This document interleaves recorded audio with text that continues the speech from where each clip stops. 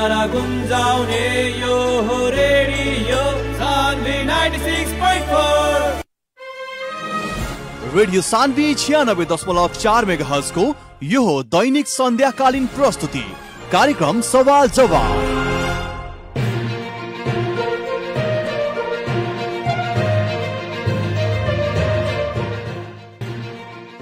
नमस्कार, रेडियो सान्वी 96.4 मेगाहर्जको दैनिक प्रस्तुति कार्यक्रम सवाल जवाफमा स्वागत गर्छु। म अशोक सङ्ग्रौला। कार्यक्रम यहाँले सुन्दै आइरहनु भएको छ हरेक दिन साँझ 6:30 बजेदेखि 7 बजेसम्म र कार्यक्रम सवाल जवाफमा हामी एक विषयवस्तुमा एकजना अतिथिसँग सवाल जवाफ गर्ने गर्छौँ। आज पनि यस्तै विषयवस्तु हामीले छानेका छौँ र एकजना अतिथिसँगै उपस्थित भइसकेका छौँ। 5 वर्ष बितिसकेको छ संविधान जारी भएको, देशमा व्यवस्था परिवर्तन भयो तर अवस्था पनि उस्तै छ।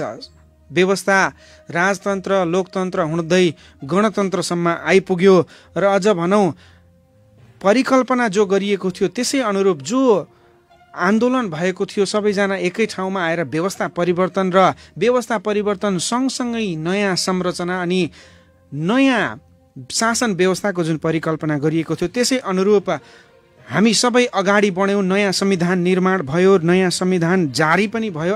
5 वर्ष पुरा भइसकेको स्थिति छ, तर अहिले पनि जनताको घर दैलोमा जुन सरकारको उपस्थिति हुनुपर्ने हो त्यो उपस्थिति हुन सकिरहेको छैन। सेवा प्रवाह जुन छिटो छरितो रूपमा हुनुपर्ने हो त्यो हुन सकिरहेको छैन। निर्वाचन अघि गाउँ गाउँमा सिंहदरबार पुग्ने, अब कामको लागि अथवा सेवा पाउनको लागि जनता भौतारिनु पर्ने, लामो समयसम्म समय खेर फालिरहनु पर्ने, दुःख कष्ट भोगिरहनु पर्ने अवस्था हुँदैन भनेर आश्वासन दिइन्थ्यो, तर अवस्था भने त्यस्तो छैन। फरक छ। जनप्रतिनिधिहरूले आफ्नो जिम्मेवारी बोध गर्न सकेका छैनन्। प्रलोभनमा परेर जनताहरूलाई दुःख दिइरहेका घटनाहरू आइरहेका पनि छन्। साँच्चै नै व्यवस्था परिवर्तन भए पनि अवस्था किन उस्तै भएको हो? आज हामी यिनै विषयवस्तुमा केन्द्रित भएर कुराकानी गर्दैछौँ र त्यसका लागि आज हाम्रो कार्यक्रममा अतिथिको रूपमा हुनुहुन्छ स्थानीय शासनका विज्ञ डाक्टर खिमलाल देवकोटा। उहाँ सम्पर्कमा आइसक्नु भएको छ। सबभन्दा पहिला म स्वागत गर्न चाहन्छु। देवकोटा सर, कार्यक्रम सवाल जवाफमा यहाँलाई स्वागत छ। धन्यवाद। मैले पहिलो सवाल यो गरेँ कि अडचन कहाँ छ सेवा प्रवाहमा? जुन किसिमको छिटो छरितोपन हुनुपर्ने हो, चुस्त दुरुस्त रूपमा अहिले झन् लामो समयपछि स्थानीय सरकार अथवा स्थानीय सरकारमा जनप्रतिनिधिहरू निर्वाचित भएर गएका छन्, वडा वडामा जनप्रतिनिधि छन्, तर जस्तो किसिमको सेवा प्रवाहको प्रत्याभूति जनताले गर्नुपर्ने हो त्यो हुन सकिरहेको छैन। अडचन कहाँ छ सर? यसलाई दुईटा पक्षबाट हेर्नुपर्छ। तपाईँले अघि ब्याकग्राउन्डमा धेरै कुरा, धेरै भूमिका बाँध्नु पनि भएको छ। यत्रो व्यवस्था परिवर्तन भयो, हामीले गणतन्त्र ल्यायौँ, हामीले संहिता ल्यायौँ, हामीले प्रदेश स्थानीय तह ल्यायौँ, सङ्घीय संविधान ल्यायौँ, तर खासै खोइ जनताले परिवर्तनको अनुभूति भएन भन्नुभएको छ। यो पाटोको अलिकति मैले समीक्षा पनि गर्छु। र अर्को कस्तो छ भने यसलाई अब हामीले कसरी विश्लेषण गर्छौँ अथवा हाम्रो सोच के छ?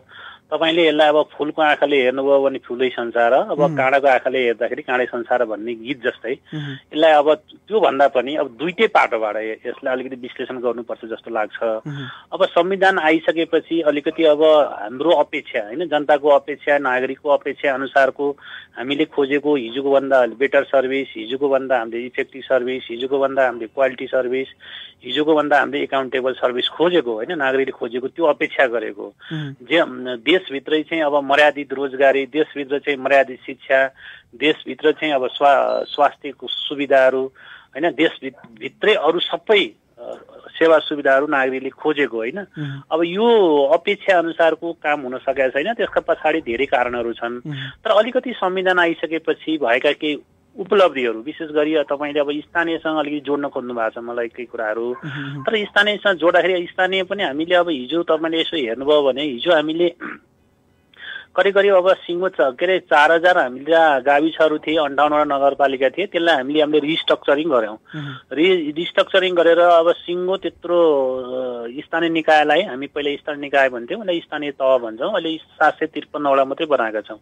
अब तपाईँको 6वटा महानगरपालिका, 11वटा उपमहानगरपालिका, 276 चाहिँ नगरपालिका, 460 गाउँपालिका बनाएका छौँ।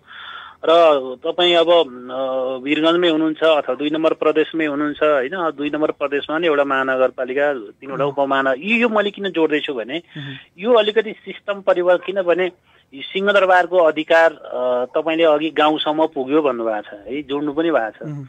साँच्चै कतिपय अलिकति हामी तल गाउँतिर हेर्दा, पालिकातिर हेर्दा कतिपयले सिंहदरबारको अधिकार गाउँतिर आएको छ भन्नुहुन्छ, कतिले आएको छैन भन्नुहुन्छ। अघि मैले तपाईँले फुलको आँखाले हेर्ने कि काँडाको आँखाले हेर्ने भन्ने मैले जोड्न खोजेको कुरा त्यो।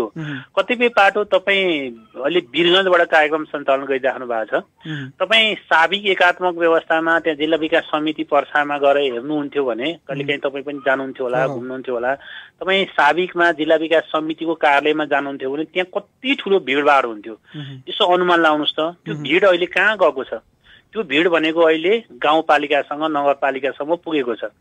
यो भनेको के हो भने जनताको घर दैलोसम्म सर्भिस पुगेको छ। मैले तपाईँलाई वीरगञ्जको आँखाले हेरेर भनिरहेको छैन, मैले समग्र मुलुकको आँखाले हेरेर भन्दैछु। र कर्णालीका मानिसलाई सानोतिनो कामको लागि काठमाडौँ धाउनु पर्थ्यो है।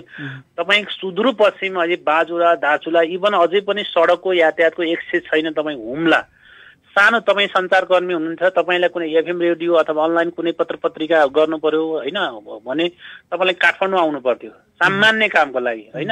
अहिले तपाईँले 100 वार्डसम्मको एफएम रेडियो दर्ता गर्न सक्नुहुन्छ, गाउँमै सक्नुहुन्छ। तपाईँ सहकारीको कामहरू अहिले गाउँसम्मै गएको छ। इभन स्कुलको कतिपय कुराहरू होइन, शिक्षाको +2 सम्मको अधिकार छ। तपाईँले बोर्डिङ स्कुल खोल्न मन लाग्यो भने +2 सम्मको अहिले होइन तपाईँको दर्ता स्वीकृति गर्ने अधिकार चाहिँ गाउँपालिकालाई पनि दिएको छ। भनेपछि हिजो सदरमुकामका जति फङ्सनहरू थिए, हिजो नागरिकलाई तपाईँ ठोरी, मलाई लाग्छ वीरगञ्जबाट अलिकति पर्सा जिल्लाको अलिक टाढा भनेको ठोरी हो, ठोरीबाट होइन सानोतिनो कामको लागि, चाहे मालपोत होस्, चाहे नापी होस्, चाहे जिल्ला शिक्षा कार्यालय होस्, जनस्वास्थ्य कार्यालय होस्, चाहे कृषि होस्, चाहे पशु होस्, सबै नागरिकहरू त्यहाँ आउनु पर्थ्यो। गाविस सचिवहरू सबै सदरमुकाममा बस्ने। अहिले त तपाईँको जेसुकै भए पनि हेर्नुहोस् त, अहिले सिङ्गो नेपालकै कुरा गर्दैछु मैले, 35,041 जना चाहिँ चुनाव जितेर आएका छन्, पदाधिकारी छन्। अब गाउँमा अहिले तपाईँको सदरमुकाममा भएका जति कर्मचारीहरू थिए, के अरे जति विषयगत कार्यालय अघि मैले भन्न खोजेको शिक्षा, स्वास्थ्य लगायत खाने सबै विषयगत शाखाहरू अहिले तपाईँको गाउँपालिकामा खोलिएको छ होइन। गाउँपालिका भित्र विषयगत शाखाहरू छन् भनेपछि नागरिकले यो पाटोबाट हेर्नुहोस् सर्भिस चाहिँ अलिकति कतिपय हिजो सिङ्गो गाविस, मैले विभिन्न मिडियामा बोलेको पनि छु, हिजोको कतिपय सिङ्गो गाविसहरू अहिले पालिका भएछन् होइन, अहिले गाउँपालिका भएछन्। कतिपय सिङ्गो गाविस होइन नगरपालिका महानगरपालिकामा विलय भएको छ। तपाईँ वीरगञ्जकै मैले उदाहरण दिन्छु होइन, अहिले वीरगञ्जकै तपाईँको अहिले 32वटा वडा छ वीरगञ्जकै होइन। त्यहाँ अब साबिकका गाविसहरू बसढिला भयो, बेलवा भयो, पर्सौनी भयो, चोर्नी भयो होइन, लाल पर्सा भयो, बगै, यी साबिकका गाविसहरू अहिले वीरगञ्जमा मिलेका छन् होइन। कतिपय त्यसकारण ती साबिकका गाविसहरू अहिले त्यहाँ वडा भएका छन्। त्यसकारण हामीले दिने सर्भिस भनेको अहिले वडा लेभल हो। त्यसकारण मैले वीरगञ्ज किन जोडेँ भने हामीले अलिकति इम्पावर गर्ने, अलिकति होइन अलिकति जनतालाई सेवा प्रवाह गर्ने भने वडा लेभल हो होइन। मैले तपाईँलाई वीरगञ्जकै कुरा गरेँ, तपाईँ पर्साकै कुरा गर्नुहुन्छ भने पनि के अरे 12कै कुरा गर्नुहुन्छ भने पनि 12मा 2टा उपमहानगरपालिका छ, कलैया र यता जितपुर सिमारा होइन।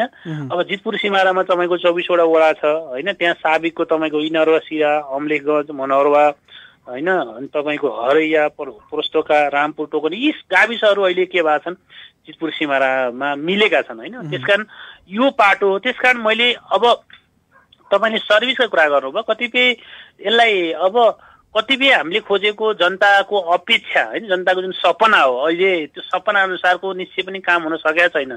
जनताले छिटो छरितो सर्भिस खोजेको र कतिपय सर्भिस खोज्दाखेरि कतिपय समस्या के भएको छ भने केही टेक्निकलहरू प्राविधिक समस्या यद्यपि छँदैछ। त्यहाँ कतिपय हाम्रो मानसिकता पनि छ, हाम्रो सोच पनि छ। कतिपय अब हिजो काठमाडौँबाट चाहिँ कोही पनि बाहिर जान नखोज्ने, इभन कर्मचारी पनि बाहिर जान नखोज्ने, राजनीतिज्ञहरू पनि सबै काठमाडौँ सेन्ट्रलाइज, एभ्रिथिङ सेन्ट्रलाइज। र काठमाडौँबाट यदि बाहिर गइहाल्यो भने मानिसहरू कहाँ जान खोज्ने भनेको ठुल्ठुला सहरहरू। त्यो ठुल्ठुला सहर भनेको तपाईँ पूर्वदेखि आउनुभयो भने चाहे पूर्व विराटनगर होइन, अनि अब यो अलिकति जनकपुर भयो, यो धरान भयो, इटहरी हो, अलिकति वीरगञ्ज भयो, यतातिर तपाईँको चितवन भयो, हेटौँडा भयो, पोखरा भयो, अनि उतातिर पश्चिमतिर जानुभयो भने बुटोल भैरवा भयो, उतातिर नेपालगञ्ज भयो, उतातिर तपाईँको धनगढी। भनेपछि मैले यो काठमाडौँबाट बाहिर निस्क्यो भने कर्मचारीहरूको विशेषको रोजाइ भनेको त्यो ठाउँ हुन्थ्यो। र गाउँसम्म गाविससम्म कोही पनि जान नचाहने, सबै सदरमुकामबाट सीमित। त्यसकारण सदरमुकामको अधिकारलाई, सदरमुकामको अधिकार मात्रै होइन, हामीले काठमाडौँको अधिकारलाई, अघि तपाईँले मैले एफएम रेडियो लगायतको कुरा गरेँ, काठमाडौँको लगायतको अधिकारलाई अहिले हामीले गाउँसम्म पुर्याइरहेका छौँ। त्यसकारण हामीले गाउँसम्मको यो अधिकार पुर्याउँदाखेरि यसलाई व्यवस्थापन गर्नलाई के समस्या छ, किनभने हामी अझै पनि संक्रमणकालीन अवस्थामा छौँ। हेर्नुहोस् होइन, अब संहिताको हामीलाई चाहिँ बिल्कुल नयाँ अनुभव हो।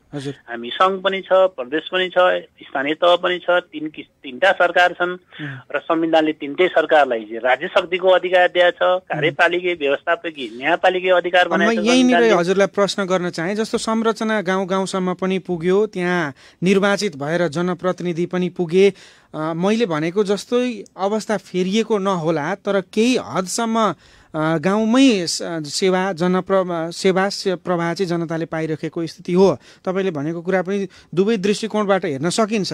तर यसरी सेवा प्रवाह दिनका लागि जुन तीन तहका सरकार बीचको समन्वयको अभावले यस्तो अलमल भइरहेको छ कि कहाँ अडचन छ, कहाँ चाहिँ समस्या छ, कहाँ अलमल छ? होइन, समन्वय सहकार्यमा त अब दुई तीनवटा कुराहरू हेर्नुपर्छ। एउटा समन्वय र सहकार्य तपाईँले अघि भन्नुभएको थियो पालिकाभित्रै, मैले त्यो नगरपालिका गाउँपालिका भित्रै छैन। त्यहाँ समन्वय त्यो भित्रै किन छैन भनेपछि त्यहाँ तपाईँको मेयर अथवा हामी नगरपालिका मेयर भन्छौँ होइन, मेयर र उपमेयरको बिचमा समन्वय छैन, मेयर र वडा अध्यक्षको बिचमा समन्वय छैन, वडा अध्यक्ष र वडा सदस्यको बिचमा समन्वय छैन, गाउँपालिकामा पनि त्यस्तै छ। अनि त्यसपछि निर्वाचित जनप्रतिनिधि र कर्मचारीको बिचमा पनि समन्वय राम्रो छैन।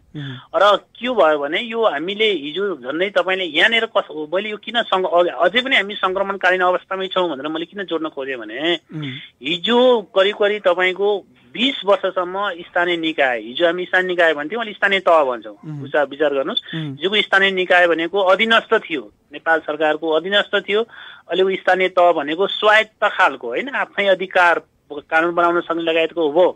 र अहिले होइन, अहिले हिजोको स्थानीय निकायमा 20 वर्षसम्म करिब निर्वाचित जनप्रतिनिधि नभएको अवस्थामा त्यहाँको शासन व्यवस्था कसले चलायो भनेपछि कर्मचारीले चलायो हो। विचार गर्नुहोस्, अहिले लामो ग्याप पछि निर्वाचित जनप्रतिनिधि आएको छ, त्यहाँ ग्याप देखियो। किनभने हिजो धेरै समयसम्म कर्मचारीले शासन गरेको र कर्मचारीले शासन गरेको सञ्चालन गरेको चाहिँ एकैचोटि निर्वाचित जनप्रतिनिधि आइसकेपछि उनीहरूलाई पनि एक किसिमको हिजोको जुन ढङढङी भन्छ नि कतिपय कुराहरू होइन, त्यो काम गरिरहेको, अधिकार एक्सर्साइज गरिरहेको होइन, त्यो समस्या उनीहरूलाई कतिपय कुराहरूमा त्यो समस्या देखियो, कतिपय कुराहरूमा, त्यो सबैमा छैन, केहीमा त्यो समस्या देखियो। अनि निर्वाचित जनप्रतिनिधि पनि तपाईँले हेर्नुभयो भने ठुलो अपेक्षा होइन, एकदमै बाप रे बाप, सिंहदरबारको त साँच्चै ठुलै अधिकार आछ, ठुलै बजेट आछ होइन भन्ने खालको ढङढङी उनीहरू निर्वाचित जनप्रतिनिधि। तपाईँले समन्वयको कुरो जुन उठाउनु भयो नि सर, मेयर उपमेयर बीचको होइन, अनि वडा अध्यक्ष बीच सदस्य बीचको समन्वयको अभावको कुरो उठाउनु भयो। स्थानीय शासन ऐनमा ती सबै निर्वाचित जनप्रतिनिधिका अधिकार दायित्व सबै प्रष्ट छैनन् र अलमल भइरहेको छ, समन्वयको कमी भएको। त्यसमा यस्तो छ विशेष गरी पालिकाको कस्तो छ भने हाम्रो शासन व्यवस्था चाहिँ कस्तो छ भने तपाईँको हाम्रो सङ्घ प्रदेश र स्थानीय तह भयो होइन। सङ्घमा सङ्घको पाटो हेर्नुभयो भने त्यहाँ अब कार्यपालिका पनि छ, व्यवस्थापकीय पनि छ, त्यहाँ शक्ति हामी पृथकीकरणको कुरा गर्छौँ नि होइन, शक्ति पृथकीकरणको सिद्धान्त अनुसारको लगभग छ होइन। माथि अब संसद छ होइन, संसदबाट निर्वाचित प्रतिनिधि भयो होइन, यता कार्यपालिका छ होइन, उता न्याय छ, उता व्यवस्थापिका छ। अब के अरे विशेष गरी अब प्रदेशतिर जानुभयो भने प्रदेशमा अब त्यहाँ अलिकति न्यायका कुराहरू, न्यायपालिकाका केही कुराहरू चाहिँ अब पालिकामा सामान्य खालको छ, प्रदेशमा त्यो पनि छैन होइन। प्रदेशमा सामान्य अब अलिकति व्यवस्थापिका भयो, कार्यपालिका हो। तर स्थानीय तहमा कस्तो छ भने एउटै खालको क्या, त्यहाँ कार्यपालिकै पनि व्यवस्थापिकै पनि न्यायपालिकै एकै ठाउँमा छ। बुझ्नुभयो नि मेरो कुरा? एउटै छ, एउटै निकायमा छ। अनि तपाईँले अघि त्यहाँ अलिकति शक्ति पृथकीकरणको सिद्धान्त अनुसार अलिकति नमिलेको जस्तो देखिया छ। एउटा पाटो अलिकति हामीले यो विषयमा अलिकति बहस छलफल गर्नुपर्छ। अहिले स्थानीय सरकार सञ्चालन ऐन 2074 को अलिकति हामी अहिले छलफल बहस पनि गर्दैछौँ, अलिकति केही रिभिजिट गर्नुपर्छ कि भन्ने कुराहरू यो पाटो भयो। अर्को पाटो तपाईँले त्यहाँ काम कर्तव्य अधिकारको बाँडफाँड छैन भनेर मलाई जुन प्रश्न गर्नुभयो, निश्चय पनि छ। त्यहाँ अध्यक्षले के काम गर्ने, मेयरको उपमेयरको कामहरू के, वडा अध्यक्षको काम के भन्ने स्पष्ट लेखेको छ। तर यति हुँदाहुँदै पनि तपाईँले म अझै पनि जो भन्दैछु, तर संविधानमा लेखिएका कतिपय काम कर्तव्य अधिकारको अझै पनि काम हुन सकेका छैन होइन। संविधान, किनभने संविधानले त आफै काम गर्दैन, संविधान अनुसार काम गर्नलाई चाहिँ कानुन बनाउनु पर्छ होइन। संविधानले त के भन्छ, यो संविधान र कानुन बमोजिम भन्छ। कतिपय कानुनहरू तपाईँको एकल अधिकारका कामहरू छन् होइन, साझा अधिकारका कामहरू छन् होइन, के अरे जिम्मेवारी छन्, अधिकारका कुराहरू भन्न खोजेँ मैले, त्यो छ। त्यसकारण सबभन्दा महत्त्वपूर्ण कुरो कानुन पनि बनाउनु पर्यो। त्यसकारण त्यहाँ सबै कतिपय अधिकारहरू जिम्मेवारीहरू त्यहाँ जसले जेसुकै भने पनि जे लेखे तापनि पालिकाभित्रको अध्यक्ष हो होइन, अथवा मेयरलाई नै हो त्यो अधिकार होइन। धेरै अधिकारहरू होइन, कतिपय वडा लेभलबाट गर्ने भनेको छ, त्यहाँ हामीले कानुनमा लेखेका छौँ। त्यो भोलि समस्या आउला, कतिपयमा हामीले सिंहदरबारको अधिकारलाई पालिकासम्म, गाउँपालिका नगरपालिकासँग होइन, गाउँसम्म पुर्याउने त भन्यौँ, तर अधिकार त हामीले त्यहाँ भन्यौँ, तर त्यहाँभित्रै केन्द्रीकृत हुने हो कि पालिकाभित्रै त्यहाँ मेयर होइन अनि अध्यक्षमै सेन्ट्रलाइज हुने हो कि भनेर त्यो सोचेर हामीले त्यो स्थानीय सरकार सञ्चालन ऐन लेख्ने बेलामा नि हामीले वडा लेभलमा काम कर्तव्य अधिकारहरू, वडा अध्यक्षको काम कर्तव्य अधिकार लेख्या हो।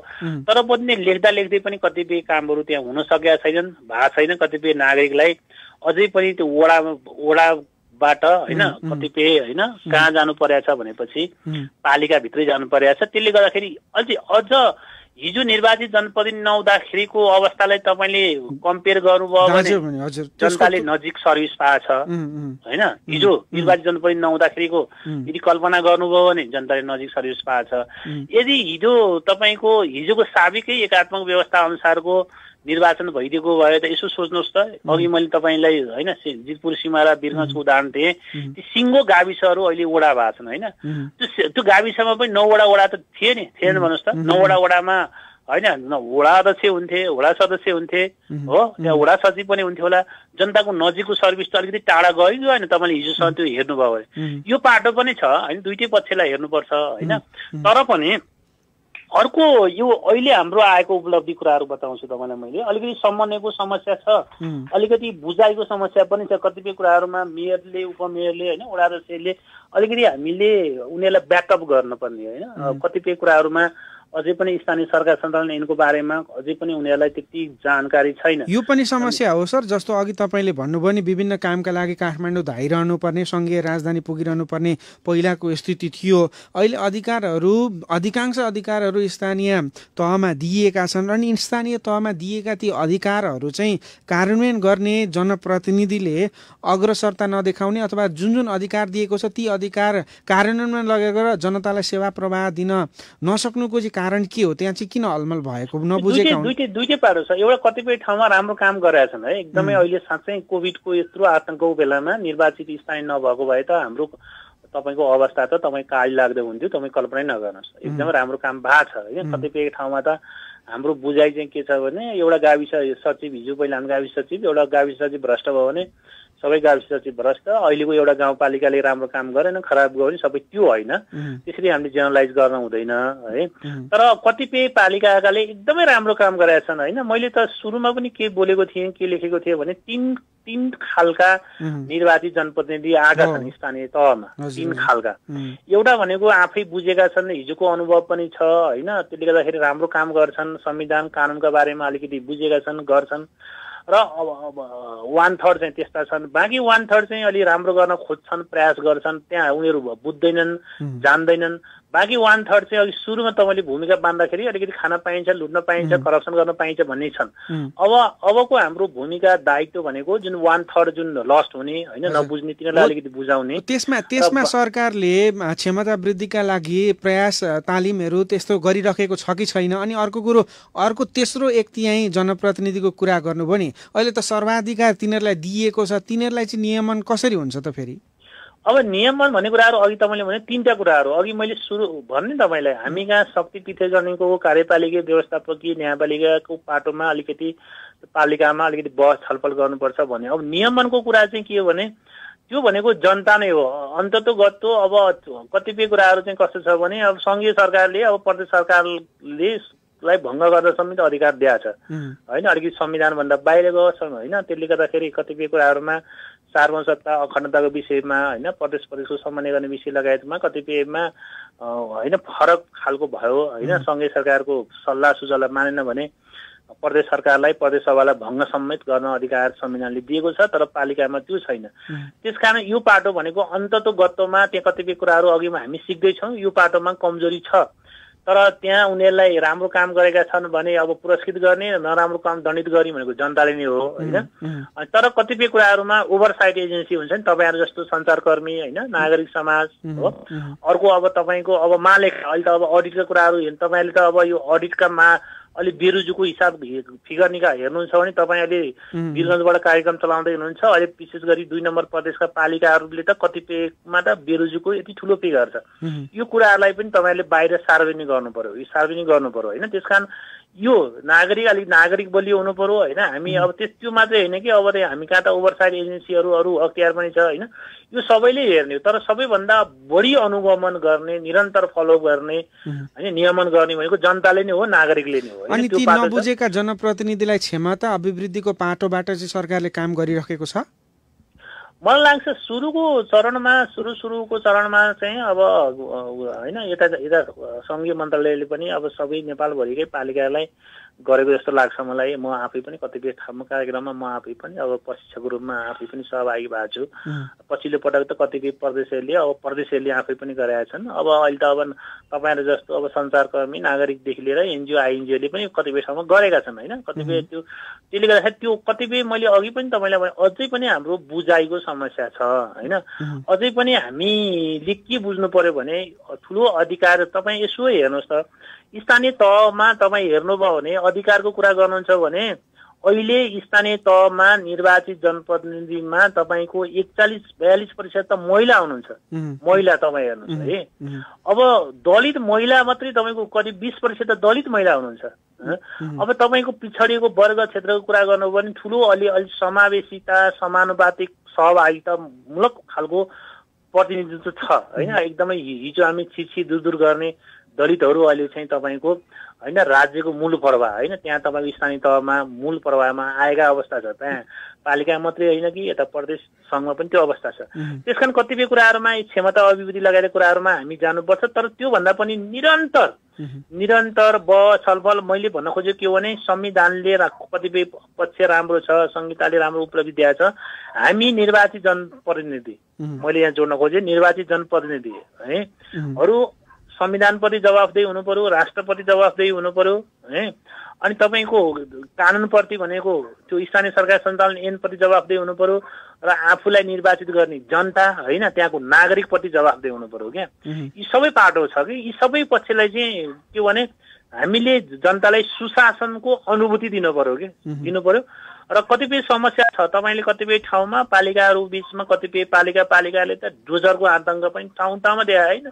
तपाईँको डाँडा काँडादेखि लिएर तराईमा पनि तपाईँको पर्साईमै हो। अलिक मन लाग्छ 2 वर्ष अगाडि न्युज आएको थियो, एकजनाले यहाँ काठमाडौँमा एकजना पालिकाको प्रमुख प्रशासक अधिकारी के भन्नुभयो भने मेरो पालिकामा जबरजस्त डोजर किनियो है, त्यो डोजरले 5 वर्षमा बनाउने बाटो त ड्याङडुङ खनेर होइन। अब यहाँ हेर्नुहोस् त्यस्तो पनि छ होइन। कुनै बेलामा तपाईँ त्यहाँ 12मा त्यो जिल्ला विकास समितिमा एकदमै डोजरको यस्तो बढी डोजरले गर्दाखेरि अलिकति त्यो आर्थिक रूपले पनि अलिकति टाढ पल्टेको अवस्था थियो। कतिपय जीविसहरू इभन त्यो समस्या के आंशिक समस्या त्यहाँ पर्सा जीविसमा थियो। त्यसले गर्दाखेरि यो पाटोमा कतिपय कुराहरूमा अलिकति समन्वय सहकारी तपाईँले अघि भन्नुभयो होइन। त्यहाँ पालिकाभित्र पनि त्यहाँ वडा अध्यक्ष छन्, त्यहाँ त तपाईँले त्यो उसले मेयरले अथवा गाउँपालिका अध्यक्षले चाहेर त एक्लै काम गर्न सक्दैन नि त उसले। त्यहाँ पनि त उसले त्यहाँ गाउँपालिका हुन्छ, नगरपालिका हुन्छ, त्यो भनेको त्यो एक किसिमको यहाँ हाम्रो संसदमा माथि तपाईँले होइन मन्त्री परिषद जस्तै होइन एउटा क्याबिनेट जस्तै हो नि त्यहाँ पनि, त्यो एउटा कार्यपालिका त्यहाँ पनि हो नि। त्यसपछि त्यहाँ सभा हुन्छ नि, संसद जस्तो गाउँ सभा नगर सभा हुन्छ, कतिपय बजेटका कुराहरू कतिपय कानुन बनाउने कुराहरू त सभामा लगेर पास गर्नु पर्यो नि कतिपय कुराहरू त। त्यसै उसले चाहेर त सक्दैन। त्यस कारण कानुन हरेक काम त अब कानुन बनाएर गर्नु पर्यो। त्यस कारण यो पाटो छ, यो पाटोमा अब एउटा मलाई प्रश्न के गर्न मन लाग्यो भने सरसँग, जस्तो कि यो कोरोना महामारी तथा नियन्त्रणमा यहाँ पर्सामा जनताले हामीले अनुभूत भएको कुरो के भने, जस्तो सङ्घीय सरकारको एउटा प्रशासनिक संरचनाको रूपमा जिल्ला प्रशासन छ, उसले सङ्घीय सरकारलाई प्रतिनिधित्व गर्छ, स्थानीय तहको प्रतिनिधित्व गर्नका लागि विभिन्न नगरपालिका महानगरपालिका यहाँ छन्। तर प्रदेशको प्रतिनिधित्व जिल्लामा देखिएन। प्रदेश सरकारको प्रादेशिक संरचनाको जुन अनुभूति जनताले गर्नुपर्ने हो त्यो गर्न सकेनन्। त्यसो गर्न नसक्दाखेरि सङ्घ अनि प्रदेश र केन्द्र बीचको समन्वयको अभावले गर्दाखेरि यहाँ विभिन्न समस्याहरू देखियो। यस्तो चाहिँ किन हुन पुगेको? अब यसलाई हामीले कुन रूपमा हेरौँ भने मैले चाहिँ के भन्ने गरेको छु भनेको अहिले प्रदेशहरू भनेको हिजोको जीविसको एक्सटेन्डेड भर्सन भन्ने गरेको छु मैले है। त्यो एक्सटेन्डेड भर्सन मैले किन भनेको छु भने हिजोको जीविसहरू भनेको विकेन्द्रीकृत अधिकार प्रयोग गर्थे है, विकेन्द्रीकृत अधिकार प्रयोग गर्थेको। अहिलेको त्यो जीविस भनेको मैले जस्तो मानुस् न 2 नम्बर प्रदेशमा 8 वटा जिल्लाहरू बनेको छ नि त, एउटा 2 नम्बर प्रदेश होइन, सिङ्गो 8 वटा जीविसको एउटा जीविस भयो। त्यसकारण हिजोको जीविसले विकेन्द्रीकृत अधिकार, यो जीविस सिङ्गो भनेको यो भनेको संवैधानिक अधिकार प्रयोग गर्ने हो। त्यसकारण हामीले यो रूपमा हेरौँ, कतिपय यो रूपमा हेर्नुपर्छ। कतिपय अब प्रदेश भनेको त नयाँ संरचना हो नि त, तपाईँ नयाँ संरचना हो, त्यतिकै कसले गर्दा नयाँ संरचना भएको हुनाले उसले खुट्टा टेकेकै छैन, उसले आफैले पनि अझै खुट्टा टेकेका छैन। त्यहाँ कतिपय कानुनी समस्या छ, कतिपय स्रोत साधनको समस्या छ, कतिपय कर्मचारीको समस्या छ होइन, कतिपय त्यहाँभित्र पनि तपाईँलेको समन्वयको समस्या त्यहाँभित्रै पनि छ होइन। त्यसले गर्दाखेरि त्यहाँ कतिपय कुराहरूमा र कतिपय प्रदेश र सङ्घको बिचमा कर्मचारी लगायतको बिचमा कानुन लगायतको बिचमा खटपट छ कतिपय कुराहरूमा होइन। यहाँ त उठबस त प्रदेश र सङ्घ पनि उठबस गर्नु पर्यो नि, प्रदेश स्थानीय तह पनि उठबस त गर्नु पर्यो।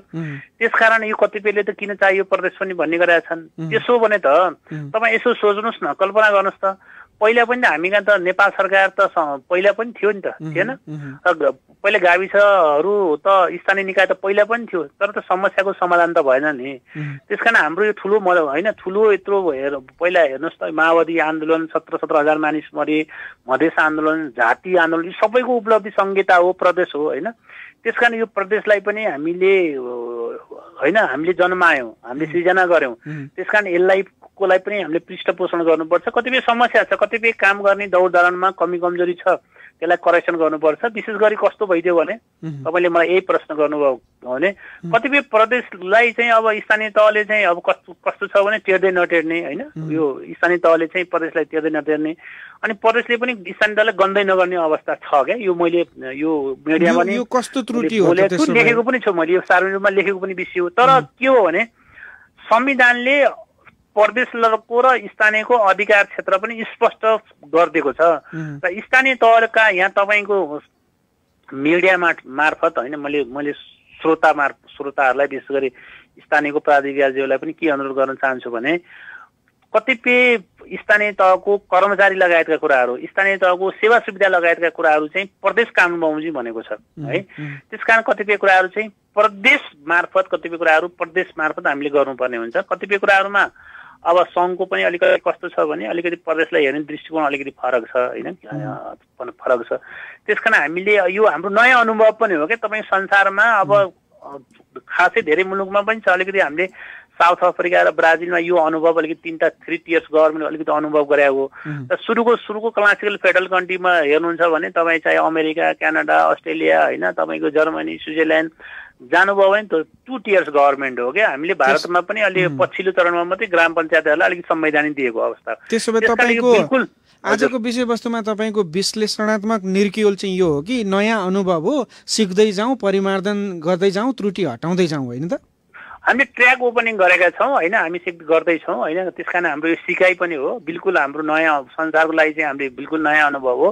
तपाईँ यसो सोच्नुहोस् त संसारभरिमा कति ठाउँको फेडरल कन्ट्रीमा यति ठुलो टसल यति ठुलो विवाद कन्फ्लिक्ट हुन्थ्यो सुरुमा हामी कहाँ यो विवाद देख्नु भएको छैन खासै ठुलो विवाद छैन है इभन तपाईँ भारतमा पनि केरलाका कर्नाटक तमिलनाडु लगायतकोमा ठुलो द्वन्द्व अझै पनि छ कावेरी नदी लगायतको विषयमा 33 वर्षसम्मको विवाद पनि कतिपय ठाउँमा छ होइन तर कतिपय विवाद हिजो पनि हुन्थ्यो कतिपय एकात्म व्यवस्थामा हाम्रो सिक्दैछौँ गर्दैछौँ अब बिस्तारै अब प्रदेशले पनि खुट्टा टेक्दैछन् स्थानीय तहले पनि काम गर्दैछन् अब राम्रो काम गर्नेहरूले होइन भोलि जनताको बिचमा उनीहरू स्थापित हुन्छन् फेरि पनि चुनाव जितेर आउँछन् होइन अब यो किनभने अब हामीले डेमोक्रेसीको एउटा अभ्यास पनि गर्दैछौँ हामीले। हस् सर कार्यक्रम सवाल जवाफमा यहाँले आफ्नो महत्त्वपूर्ण समय दिनुभएकोमा धेरै धेरै धन्यवाद। हस् त धन्यवाद।